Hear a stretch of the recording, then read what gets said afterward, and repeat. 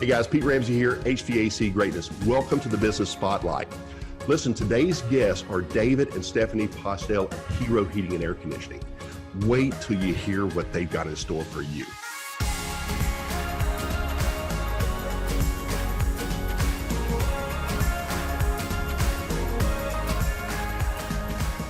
So David, Stephanie, welcome. Glad to have you on the show. How are you doing today? We're doing great. Thank you. We're doing great. Yeah, I'm so excited about this interview because, I kind of led this out in posting it in the group, and that you guys are on track in only 9 months of doing business to hit $900,000. Is that accurate? That's accurate. We're on the way. We're looking for a good another couple months, but I think we're going to hit it, and if all plans go well, we'll be over that. So. Yeah, no, that's awesome. And if you don't mind, can you give a little bit of your backstory? How in the world does somebody come in, a couple come in and start a business from zero and hit that level of momentum? What's your backstory? Well, we've been in the industry for a good while. I have been in HVAC for the last 8 years. Kind of got there in a, not a traditional path. Actually started out as a kindergarten and first grade teacher. That was my first career. And then I owned my own business, retail business, for about 10 years.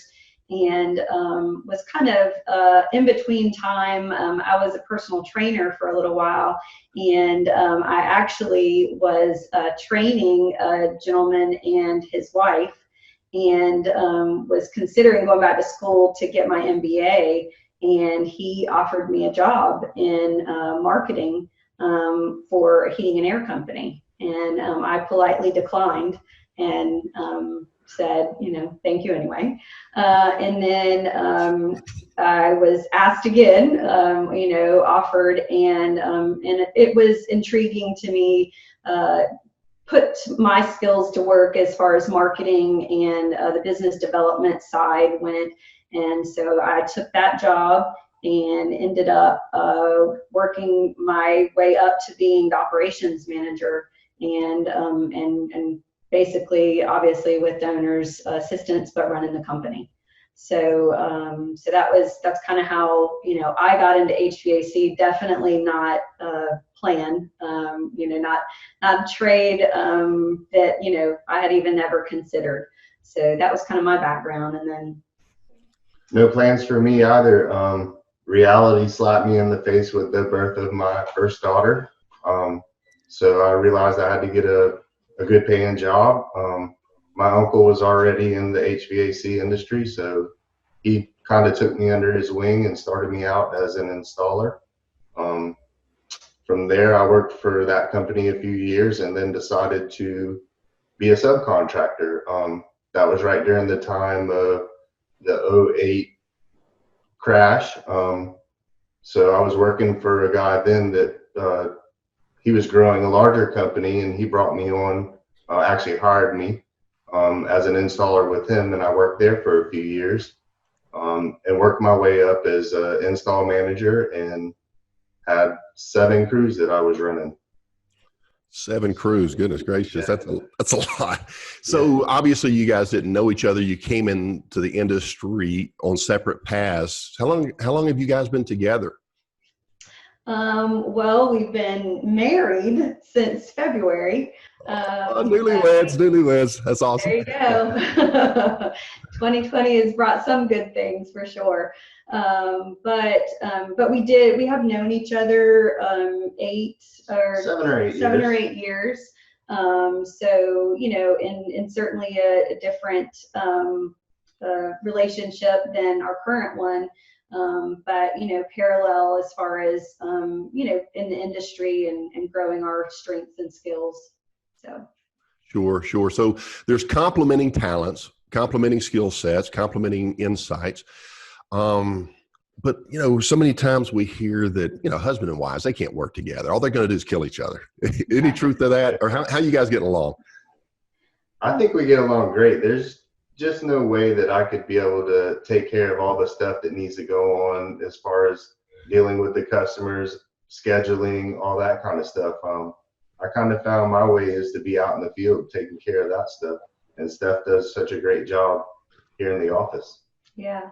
And I think that's, the thing is when we got together, of course, you always want to have a company of your own, and because it's, we've gained so many skills over the years. We look at each other every day, even now, and go, wow, we're so glad we learned that, or we had that experience, because, we have the experience of working in a large company. And so, we were both honing our own skills, David on the technical side and me obviously on the business side. And so, when we got together and, realized that there might be an opportunity for us to start our own business and, and live our own dream, we just feel like we're dynamic duo, we're lucky in that situation.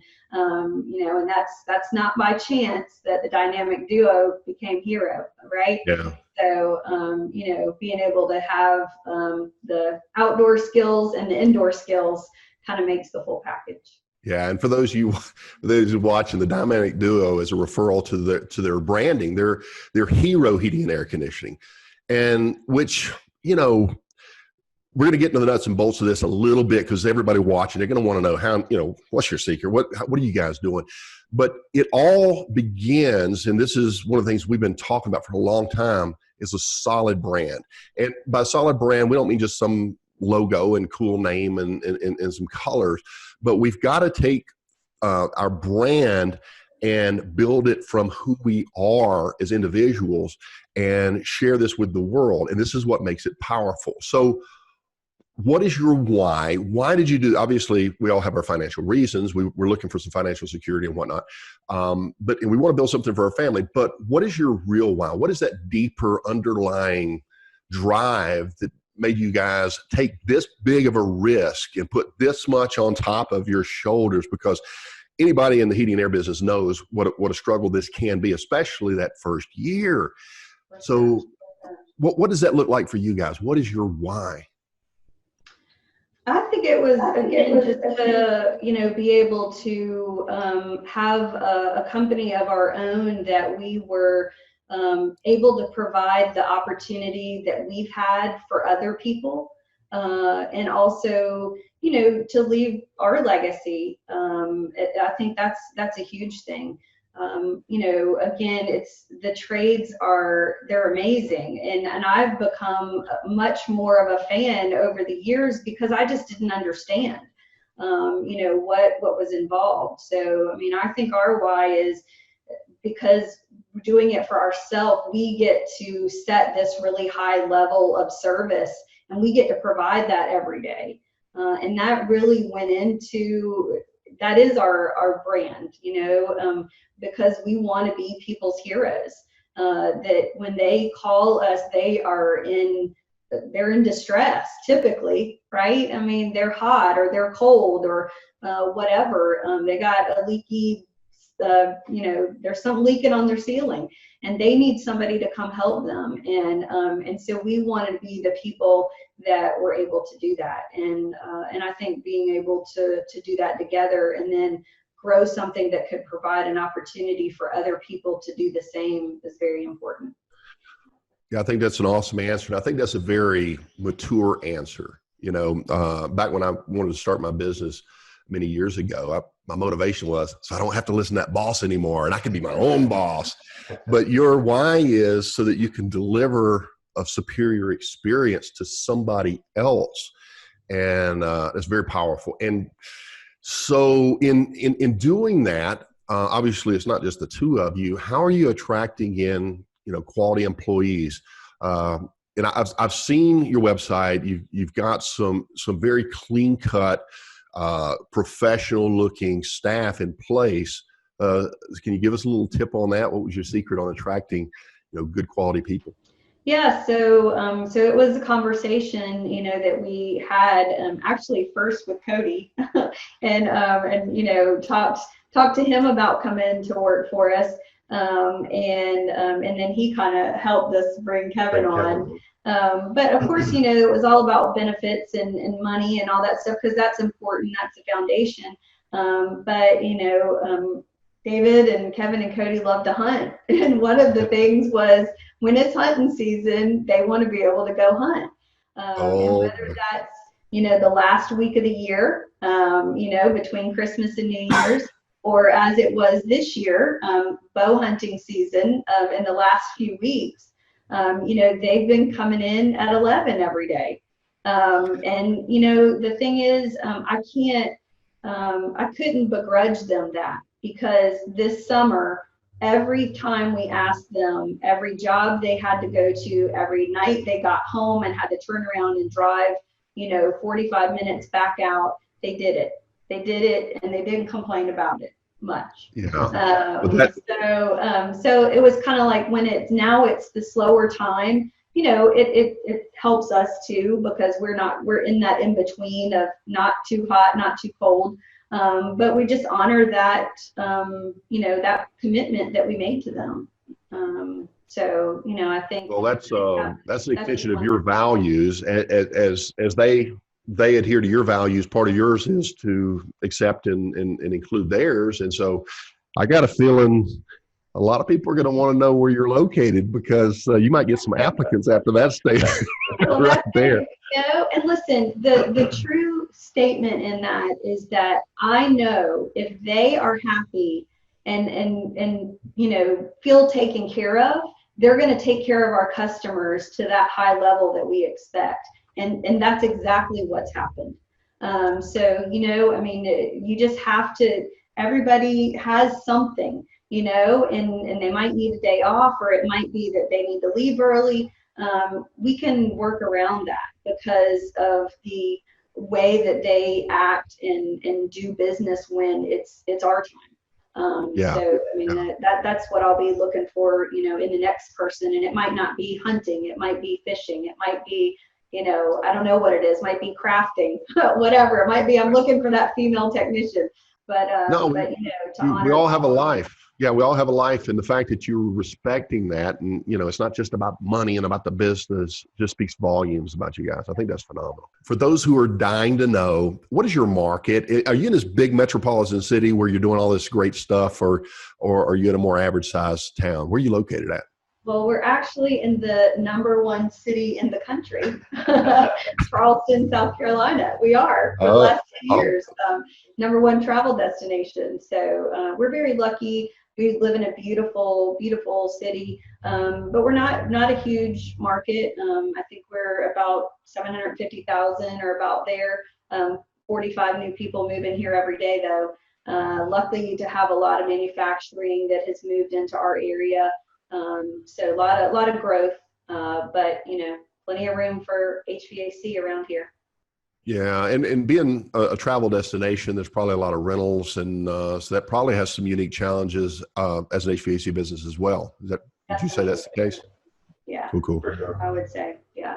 I mean, we're dealing, not always with the homeowner that lives right here.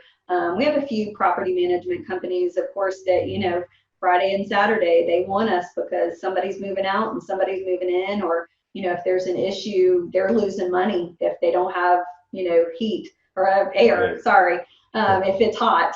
So that definitely is, it keeps us on our toes, because we want to make sure that, they're making money, and that way they can pay us. Yeah, you got to take care of them. They're going to take care of you, no question. That's right.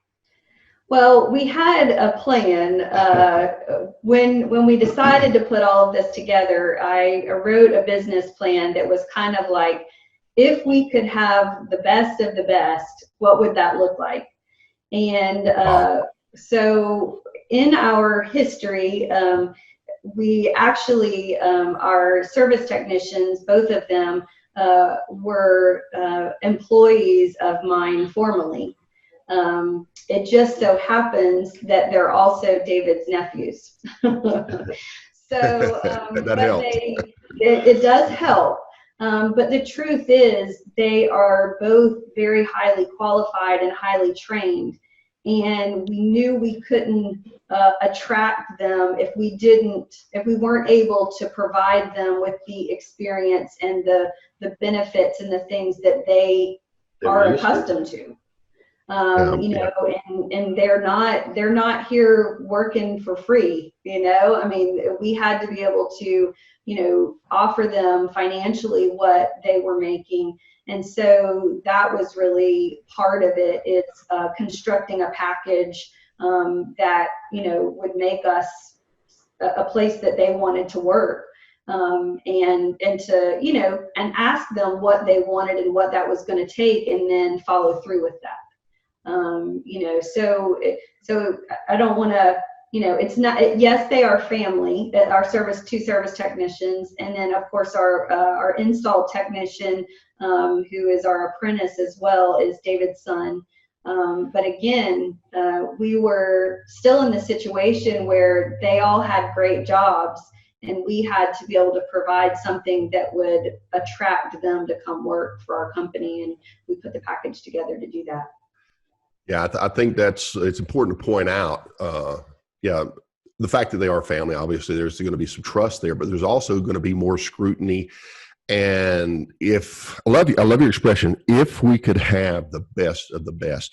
So many of us are starting from a place of, I just need to fill that spot. If you can fog a mirror, I'll put you in a truck, But your attitude, and guys, I'm speaking to you guys now, this is a mindset. This is what it takes to hit the high levels. You've got to be carrying the right mindset in from day one, which Stephanie and David clearly are. How do we, if we could have the best of the best, what would that look like? That sounds like something that Tony Robbins would say. It's so spot on. And so you had to put this package together. You had to, you planned this well in advance. You didn't wait and open your company and say, here we are, come on. You did the work ahead of time. And so, but money isn't everything.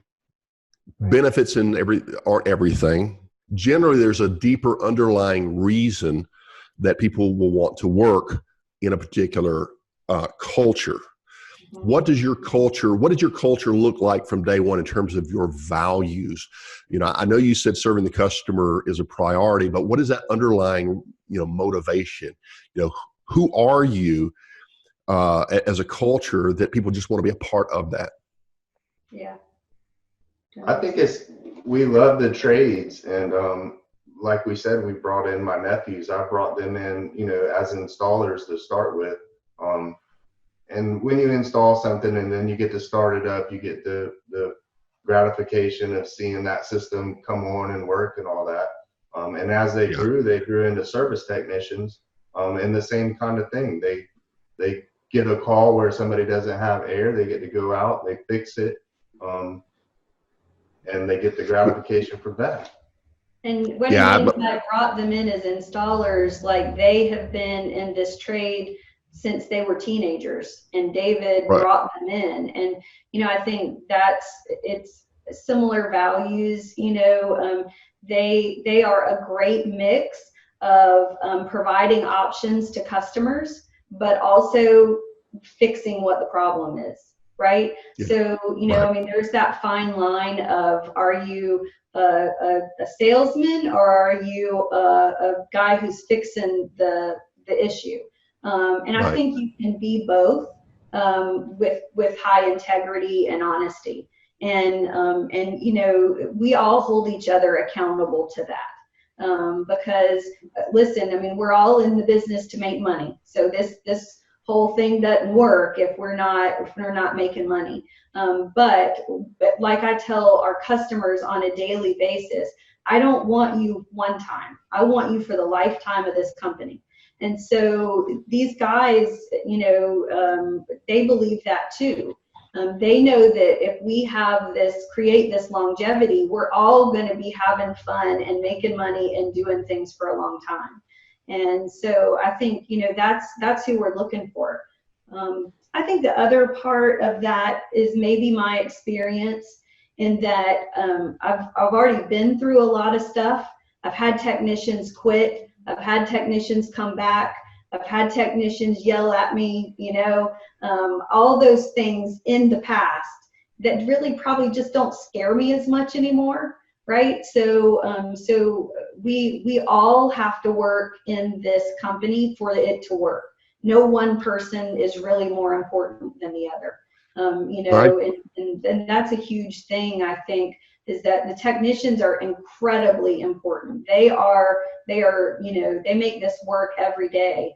But the office people are the ones that are making sure there's something for you to go do.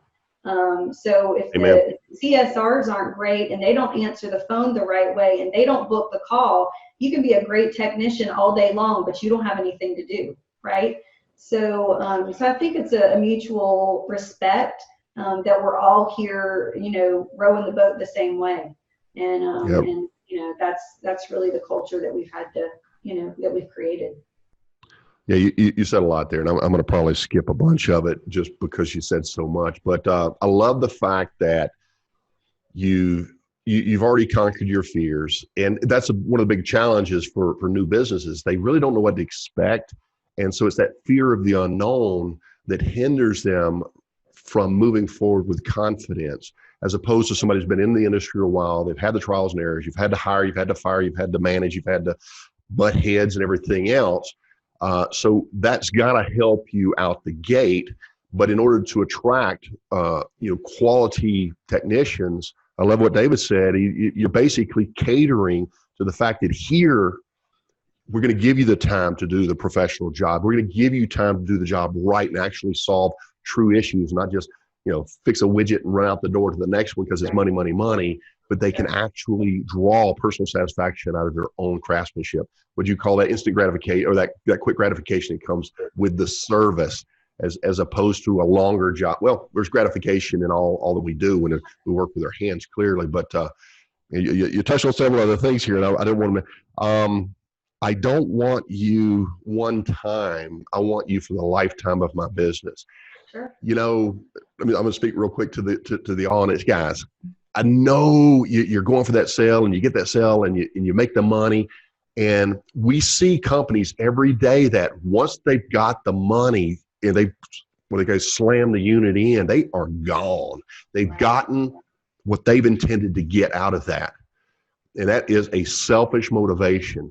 But here we've got two people who are motivated by something totally different. This is somebody who is looking for a relationship. And this is how momentum is created, for lack of a better word. And my gosh, the momentum you guys have created in just a short period of time is just phenomenal. Now, this is experience. I think that a company can only grow at the rate that the owner's capacity will allow. So generally, the reason companies grow slow is because the owners are growing slowly as owners, and they're learning the ins and outs. Obviously, you have carried in all of this knowledge, all of this experience, lack of fear of moving ahead, and you just went in there boldly, and you never looked back. You just charged ahead. What do you say to somebody who maybe don't have that level of experience? What do you say to somebody who they do have the right values? They're not just for the short term, make that money and go. They're looking for something that they can build, and, to use your words, a legacy. Guys, if you don't know what a legacy is, this is something that doesn't need you anymore. This is a business that you can leave and it will continue to go without you. This is one that's going to be around long after you're gone and you're flying in the clouds or wherever you are. This is something that is you and your family can be proud of. That's a legacy. And that's what these two are well in the process of creating. So if you're looking to create a legacy, obviously there's a lot more to that. So what might you suggest if they just don't have that experience and insight? I think, look at the people around you. I think that what I see, of course, I'm a member of a lot of different Facebook groups and, professional groups and all of that. And, I see smaller companies a lot of times that they're struggling with HR. They're struggling with the office stuff. How do I do payroll? How do I hire? How do I recruit? How do I do all those things? they have the technical side down pat. Like they know how to put in a unit, they know how to fix them, they know how to do all those things. But typically, you know, a lot of times owners are technicians that wanted to start their own company, and that's what they should do. I mean, you know, if you got that entrepreneurial spirit, I mean, that's what this business is all about. But I think you can't be afraid to spend money to get somebody to help you do something you don't know how to do, right? So whether that means to get a coach, whether that means to hire, you know, a lady in the office who knows a little bit about this and that, you know, whether it may be your spouse that's doing something else, but, you know, they might have some skills that, you know, they can use to help you. I think that, you know, I see a lot of owners that get just overwhelmed by the inside stuff, and then they get frustrated with the outside stuff, and that stinks, right? Because that's what they love. They love doing the change outs. They love making people happy. They love fixing a new problem every day. I mean, that's why a lot of these, you know, technicians go into this trade, is because they love the problem solving, because it can be fixed. HR is a harder problem that sometimes you can't fix, right? You know? Sure. So, Sure. so I think that's where, you know, sometimes it's the human capital that you need to spend the money on, is finding somebody who can help you, that knows stuff you don't know, and not being afraid of that either. You know, Yeah. I mean, I think that makes you smarter, really. You know, Sure. if you're able to get those people that just give you an idea, or keep you focused, or help you create an agenda. And I think that is where I see the most area for growth, I think, is, you know, you have that ability to find somebody to help you out. Absolutely. So, you know, I read this years ago, and I can't remember which book it was, but it was basically, it started off as a manufacturing book, but it filtered into the service business. And a company can only move as fast as its bottleneck. Sure. And would you say that HR might be that bottleneck, trying to get people to fill the capacity to be able to deliver your standards of services with the values that you share? I would say that, you know, going forward, I think that's something that we are talking a lot about, you know, as we continue to look at how we're going to grow the company, you know, is who are we going to find, because our standard is high, and we do need people that are highly trained technically, and that have great communication skills. But there's parts of that we can do for them, or, you know, or help them on. So I think, yeah, I mean, I think recruiting is always going to be something, you know, you just have to always be recruiting. Like if all your spots are full, you need to be creating a bench, you know, and that might be just making friends with somebody who works for another company right now. Or this is the other thing that I think we forget, is looking for people who aren't in our industry, who might be great for the industry, whether that's somebody in the military, or, you know, somebody looking for a career change that is in a different trade. But recruiting is just something that you always have to be doing. I wasn't in the HVAC trade. I didn't know anything about it. And honestly, you know, I mean, it's been recently that I really, you know the difference between compressor and condenser and air handler and all that stuff. And I don't apologize for that, to be honest, because my job is to know the customer and to know what is going on the inside. And so if I can keep that perspective of the customer, I'm helping our business. Because, and David will tell you this all the time, he'll say stuff sometime, and I'm like, you need to explain that to me better, right? Sure. Because, I mean, he's used to, when you do the technical stuff all the time, you already know the answer, right?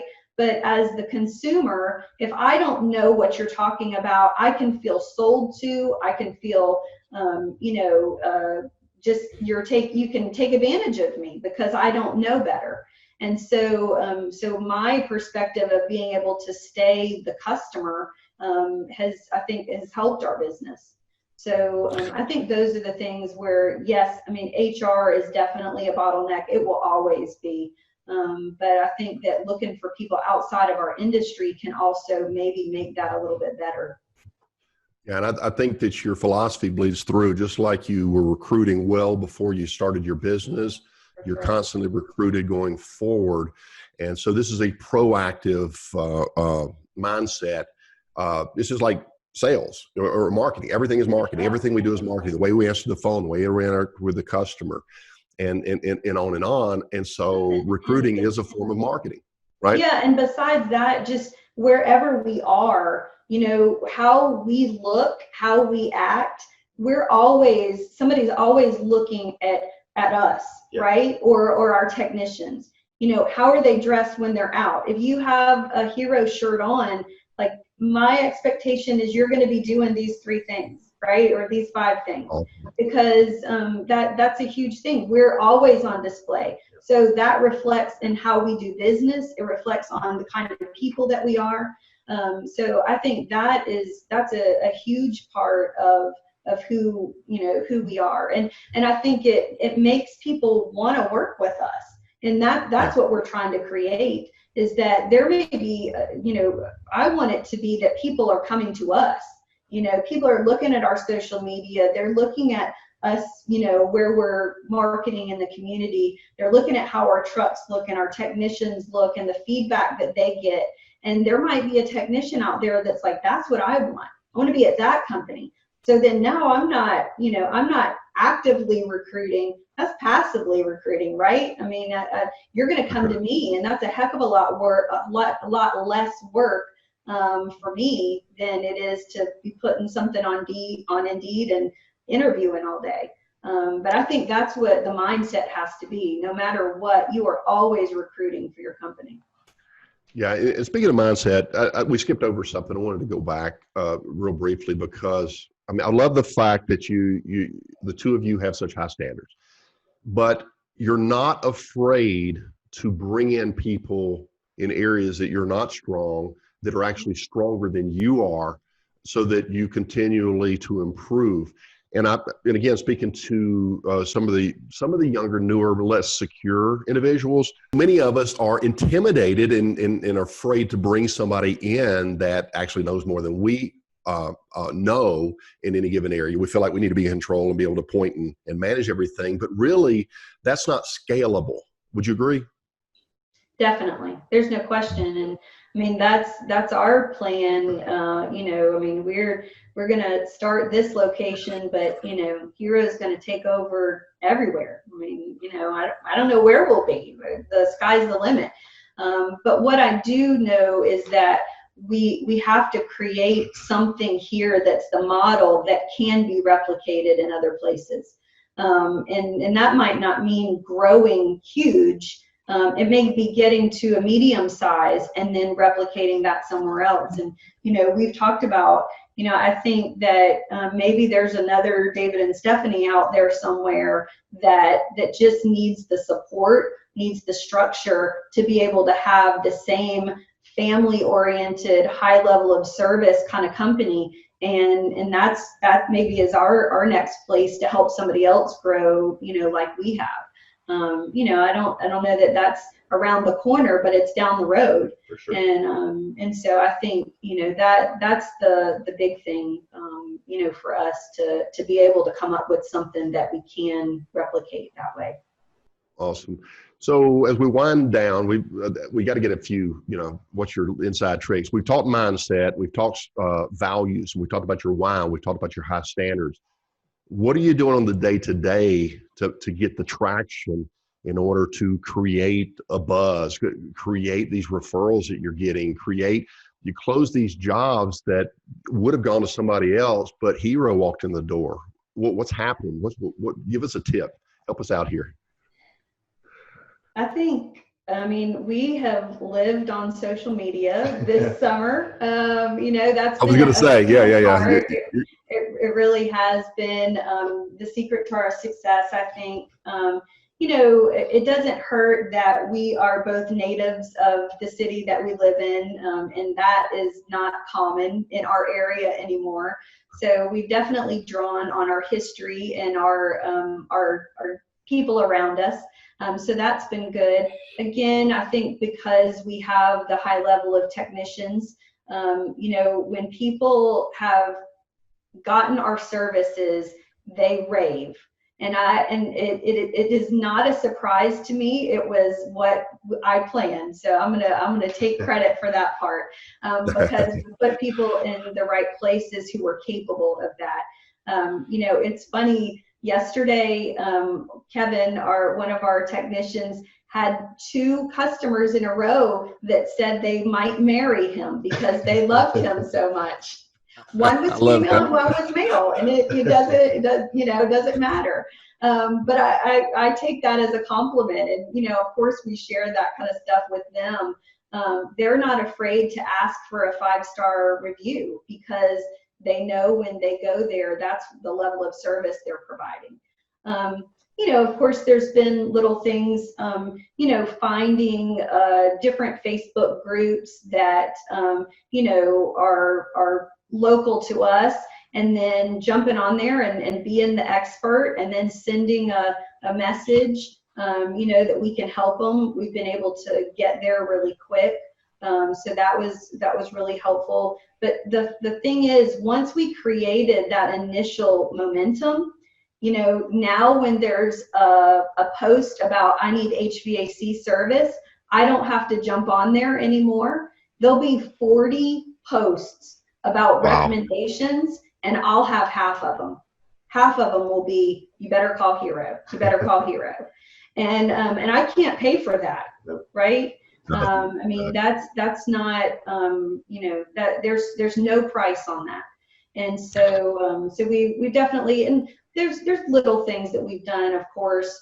We have a really cool business or a postcard that our technicians give to the customers at the end of the call, that has a QR code on it that takes them directly to our Google review page. So it makes it super easy. I will say the other thing is, from the beginning, I planned for us to have the highest and most capable dispatch software in the industry. And I don't regret that at all. It has helped me so much on the inside. I don't want to be a, commercial for Service Titan, but it is worth the money. It's the secret's out. Yeah, they're pretty strong. It really is. You get what you pay for. So, I think those little things, those are our secrets. Those have been the things that, and listen, 70-hour weeks. Yeah. That's what this takes right now. Right. Yeah, especially when you're in customer acquisition mode. So if I could summarize, you're not afraid to put yourself out there, and so many of us are. So many times you'll ask somebody, "Hey, what kind of work do you do?" "Well, I'm a contractor." They literally avoid talking about what they do because they don't want to feel salesy, as opposed to somebody that believes in themselves and the value that they bring and feels sorry for this person doing business with somebody else. So you mentioned leveraging old relationships. That's good. Creating new relationships by going to the new town square, which is Facebook and local groups and things like this, and being positioning yourself as the local expert. And so answering questions and things like this. This is something that maybe a Facebook advertising company cannot do. This is organic, true stuff, right? Well, yeah. So the funniest story, I think, from the summer was I got here one morning, and our very first call was a lady who said, "I think something has died in my HVAC unit." And I was like, "What?" And so I was on the phone with her, and she's like, "I'm going outside to look at the condenser." And I was like, "Okay." This lady was not a customer of ours. And so I walked out there, or she walked out there. I felt like I walked out there with her, and she went through. I think I see a tail of something. I think something got in the fan, and it got chewed up in there. And I was like, oh my goodness, like, okay, maybe you want to like rinse everything off. Do you need our technician to stop by? Like I, walked through that with her. I was like, and then she was like, okay, I think it's all right. My unit's coming back on now. Everything's working. Okay, I've rinsed everything off. And so I said, are you good? Are you good? And she said, yeah. And then about 3 hours later, I called her back. I was like, are you sure? Is everything all right? And she said, yes, thank you so much. Well, she called the next day and she said, I know I sounded like the crazy woman, but thank you so much for offering to come out. Thanks for talking me through it. We still haven't been to her house for service yet. She is getting ready to do maintenance. But she has referred us on Facebook 10 or 15 times. We've never even provided her, she's never paid us a penny. We've never provided her, that service yet, but she's a fan. That's what we want to create. People that want to do business with us because they feel like they're missing out that they haven't, right? Right. So that's a huge thing.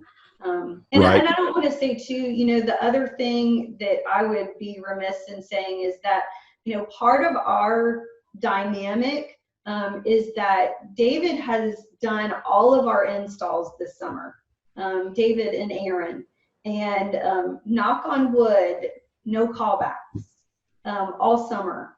So to have a level of technical skill that I know I can depend on, that our people in the office can depend on, that when we're selling something, that's huge too. And so, obviously the technical part is so important, but that's where our synergy is so big, is that the technical part is huge, and I know that's my secret weapon for sure. Yeah, there is the relationships, the external, the old relationships, the new relationships.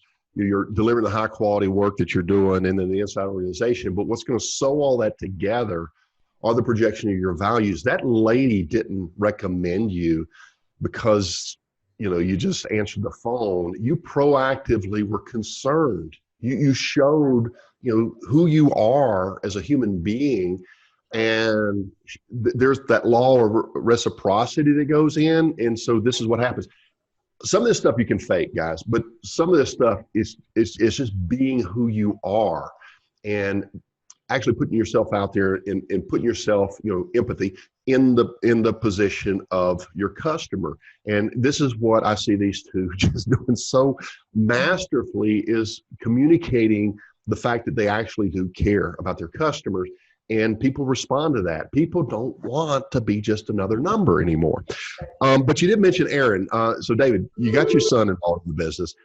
How, so many of us, my son was not interested. And so I ended up selling my business, and I've got a couple of customers whose sons are in their business reluctantly. How does Aaron like the business so far? He's pretty young, isn't he? He's about 18, 19? I'm not sure. He's 22 actually. Okay. I'm not sure that he loves the install part of it so much, but I think in order for him to be a well-rounded maintenance service tech, it's best for him to start from the ground up, the same way that Kevin and Cody did. And I think that's why they have such a broad picture of what they're going to look at or what needs to be done. So Aaron, he loves it. Yeah, I agree. I forget the author. I think there was a little hesitation on Aaron's side when he was first coming in. One, working with his dad and his cousin, so that was kind of a big deal. But also, Aaron had a great opportunity pre-COVID at the railroad. So he was waiting. He had a great job at a paper mill, and it was closing around here. And he had gotten hired by the railroad. And, you know, I mean, I was like, we're not gonna be able to compete with that, you know? And luckily for us, he got put off a little bit from starting that new position. And so we were like, come on in, let's see if we can, you know, get him in here. Just help us out for a minute. That's all we want. Just help us out.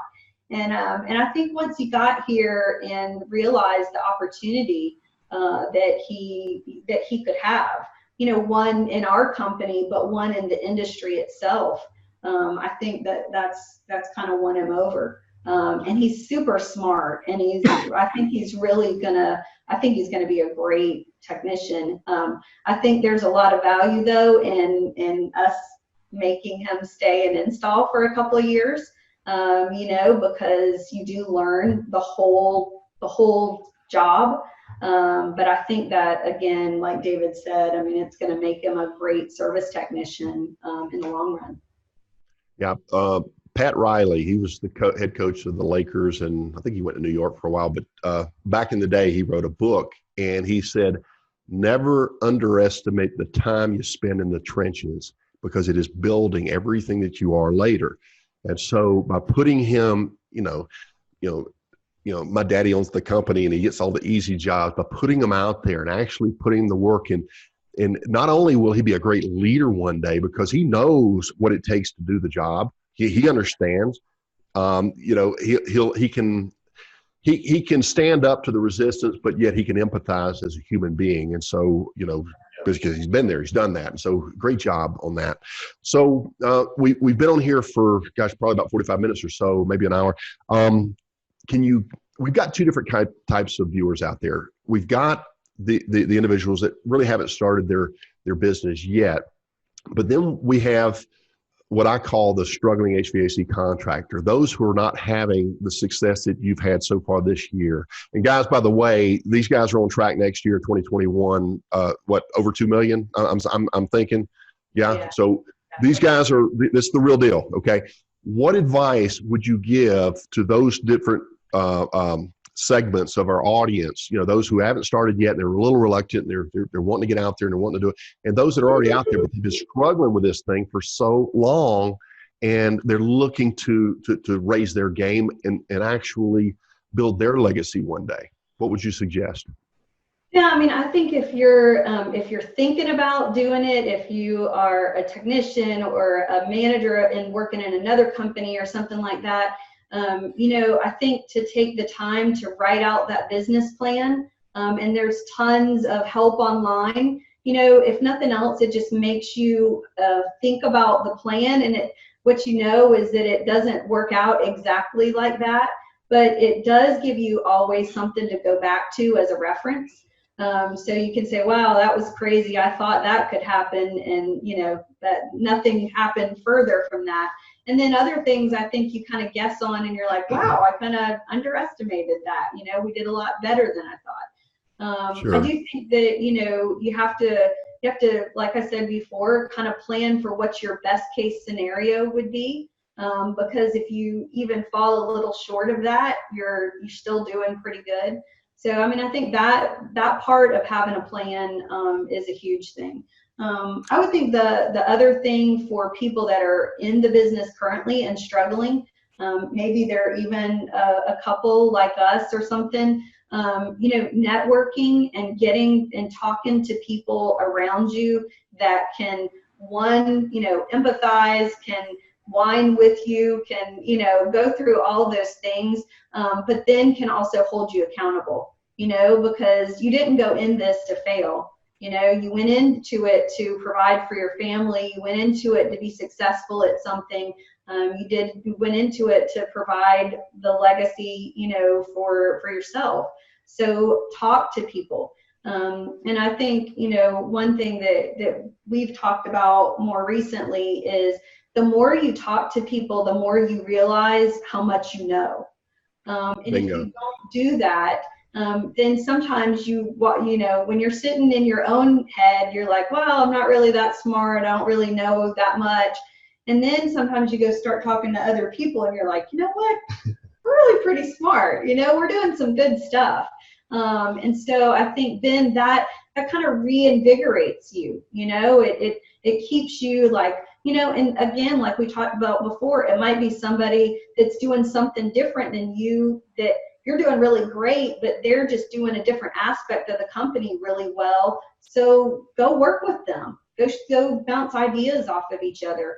I think so much what I see, and I have a little bit of advantage of having that perspective, is that so many owners are so busy working in the business, they can't work on the business. And so I have to pull myself out of that same thing. I've even, in the past few weeks, I've said, like, I'm going to work from home today because I can get so much more done. I have time to be quiet and to think, and the phone's not ringing, and I'm not in the middle of taking a call and all those kinds of things. And I think as an owner, that time is so important. That service call will be there. Somebody else can run that service call. Or your weekend, you've got to get up an hour earlier and you've got to make some plans for the future, because otherwise you're just on to the next call and it doesn't give you the opportunity to grow. So those two parts, I think, would be huge. What else? Awesome. Okay, Stephanie, David, thank you so much for attending and sharing and opening yourself up. A lot of other business owners are going to glean something from this, no doubt. And so if you want to be the hero in your market, maybe you need to form your dynamic duo. I don't know what that is, but we look forward to the next interview with another company that can bring some fresh perspective, just like Stephanie and David have today. Hopefully you'll benefit from that. And we'll see you on the next HVAC Greatness Business Spotlight.